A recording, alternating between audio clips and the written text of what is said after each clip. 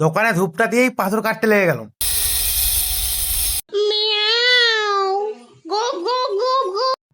চলো আজকের ঘটনাটা বলি। দোকানে এসে ঝাড়ু টাড়ু মেরে ধূপটা দিতে লেগে গেলাম। সানটু করে ধূপটা দিয়ে কমপ্লিট হতে না হতেই বান্টু করে গাড়িটা দিয়ে বেরিয়ে গেলাম। হব শহীদ হব, ভ্লগ করতে করতেই হব। সেই তারপর চাটা ছাঁটাতে লেগে গেলাম। একটা কাজে গেছিলাম, পার্সোনাল কাজ, বলবো কেন। আমি এখন কাজ করি গা, তোমরা একটু দাঁড়াও গা।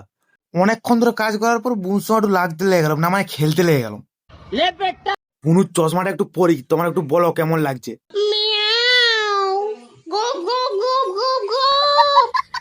তারপরে একটা বাজতে না বাজতেই ঘর চলে এলাম ছাঁটাতে, খিদা বাচ্চা, খেতে হবে। স্নান টান করে একদম চপ চালালাম। এবার একটু শান্তি করে ঘুমাবো। দেখা যাচ্ছে থোড়ি দের পার। হা ঘুম থেকে উঠতে না উঠতেই কাজের দিকে রওনা দিয়ে দিলাম। কর্ম করিয়া খাইও। এইভাবেই দাঁত কেলি কেলি 8-10 দিন যাওয়ার পর পৌঁছে গেলাম দোকানে। পৌঁছেই দোকানের অর্ডার আছে, ছোট্ট করে পাথর কাটতে লেগে গেলাম।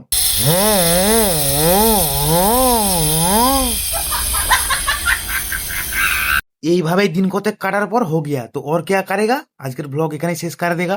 এইরকম বক্তব্য वाला ঝেকানাকা ব্লগ দেখতে চাতি হো, আমার সঙ্গে জুড়ে থাকি হো।